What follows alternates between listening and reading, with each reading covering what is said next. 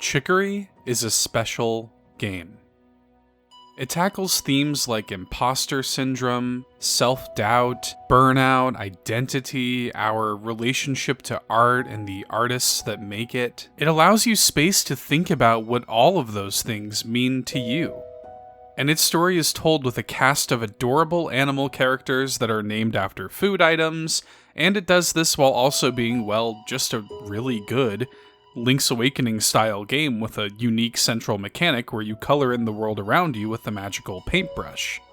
All of those things culminated in an experience that forever changed the way I look at art and the way I create art myself.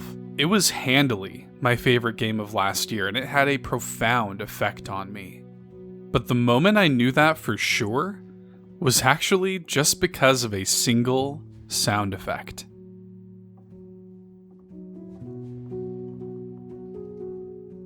Before we get too much further, you should be aware that this video is going to contain some light spoilers for an optional moment in Chicory: A Colorful Tale.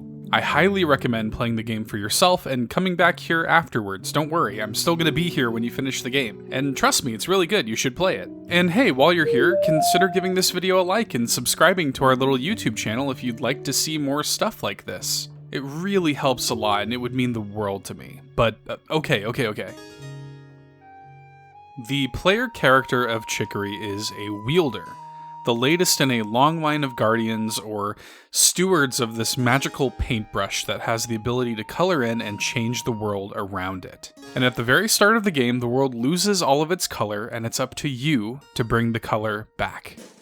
I mentioned earlier that the central mechanic of the game is this painting mechanic, and it informs basically every action the player takes. But more than just a gameplay mechanic used for things like traversal and puzzle solving, the painting mechanic allows the player a level of freedom and self-expression that makes them feel like they're creating art just by playing the game. How do you want the world of Picnic to look? What color is this place in your mind? How do you want to leave your mark on this world? The moment that compounded all of this for me, though, was when I encountered a character named Hummus. Now, Hummus is found in this small, entirely missable side area of the game called Tea Time Meadows. If you happen to stumble into the area, you'll find this sullen, melancholic-looking koala sitting under a tree in an empty field with his arms on his knees, staring off into the distance, clearly lost in thought. And if you choose to talk to Hummus, he'll recognize that you're the wielder and explain that his friend Parsley recently passed away. Hummus explains that this spot in Tea Time Meadows was a meaningful spot to them and their friendship, and that Parsley's final wish was to see this empty field transformed into a beautiful garden. He then tells you that if you could plant anything in this area, it would mean more to him than he can say. And by this point in the game, most players will likely have acquired some decorative plants. The game is chock full of little decorative items like this that you can place in the world and in your home. You're often given these types of decorative items as a reward for various side activities or side quests in the game. And as the wielder, the player then chooses how they want to build this garden. Do you haphazardly place your unused flowers in your inventory to just kind of check off the side quest and move on? Or do you lovingly adorn this field with blooms with heartfelt purpose, gingerly placing each one and coloring them in one by one? Either way, Hummus's reaction to the garden you've made is the same. He's taken completely aback, and he gasps. That gasp from Hummus felt like it reached out of digital space and connected to my soul. I'd never experienced an emotional reaction to something this small in quite this way before. I actually wasn't sure if I'd heard it at all. It felt otherworldly to me. It was like 3 o'clock in the morning. I found myself questioning if I had literally just hallucinated it and had to consult my game capture to reconfirm that Hummus had indeed just made an audible gasp. Just this simple, brief sound effect somehow put tears in my eyes. And I spent the months that followed that gasp thinking about why. Why did this innocuous blink and you'll miss it moment from Chicory move me to tears? First, we do need to consider how rare it is that a character in Chicory even has a different sound effect or speaking voice at all.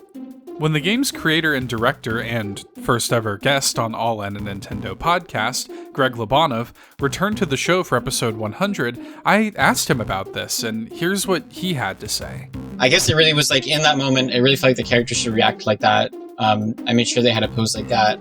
I think Alexis probably made some improvements to the pose when she did her pass on it. And then as far as like the audio specifically, so audio is always like the last step in all this stuff. And the way that we determine, I feel like this is going to take some magic out for you, but the way that we determine like stuff like audio cues is just literally like anytime any character has any pose change, that's an audio cue.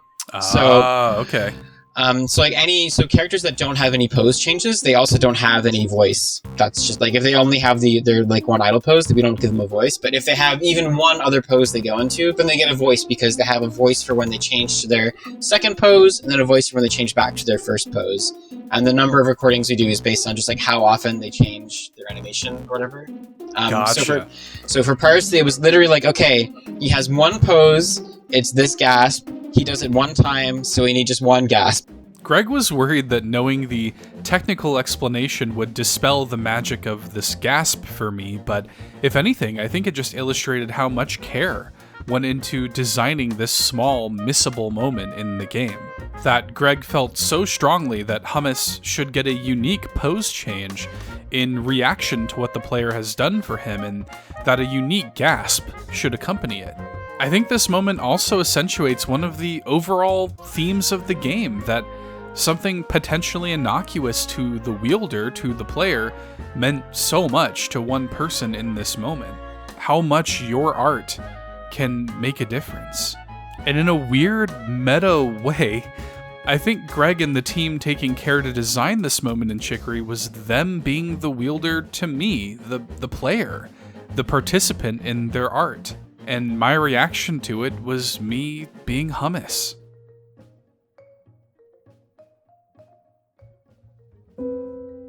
I think for me, it also goes a layer even deeper than that, though.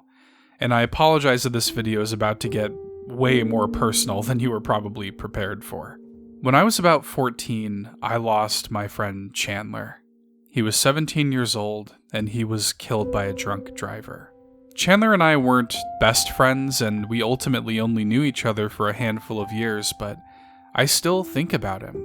He was a few years older than me, and he taught me how to ride a skateboard with a small handful of our other friends.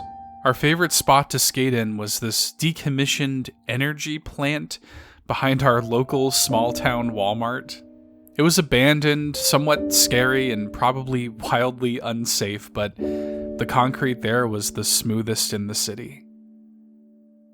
The day after Chandler's funeral, I found myself back there, staring at the concrete in the January sun, not feeling very much like skating. And I think in that moment, I was secretly waiting for someone to come along and just make it make sense, or make me feel like it was okay. But I was waiting for somebody who never came, and eventually I had to just move on.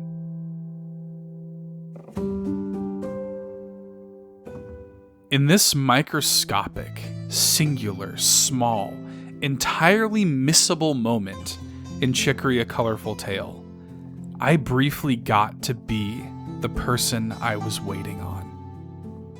My actions, my flowers, my art created something for Hummus that will forever be a reminder of his time with Parsley. And Hummus commemorates this by gifting you a honeysuckle, Parsley's favorite flower. And you begin to see people flocking to this secret garden, coming from seemingly all over the world of Picnic, to enjoy these flowers you've planted in the memory of this friendship. And so, I guess this video is my garden, that I hope all of you from all over the world can come by and enjoy. And I think maybe it's also my honeysuckle, to give to Greg and his team for making such an amazing game.